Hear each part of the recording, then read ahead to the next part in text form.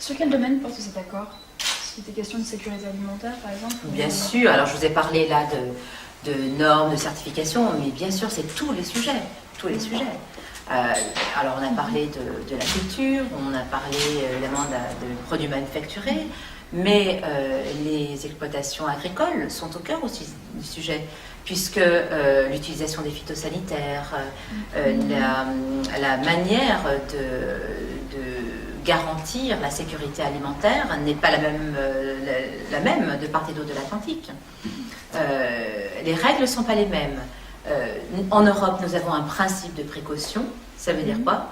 Tant qu'on n'est pas sûr que la manière de fabriquer ou un procédé est sécure pour le citoyen, on s'abstient. Aux États-Unis, c'est l'inverse. On produit tant qu'on n'a pas démontré qu'il y a un problème. Donc on est dans une logique en miroir. Et de ce point de vue, eh bien, il va bien falloir qu'on essaye d'harmoniser. Soit on se reconnaît mutuellement la manière de procéder, soit on trouve une ligne convergente entre les deux parties. Mais bien évidemment, est-ce que les Européens seront d'accord pour accepter qu'on leur vende du poulet chloré? C'est pas dans nos procédés, c'est pas dans notre culture.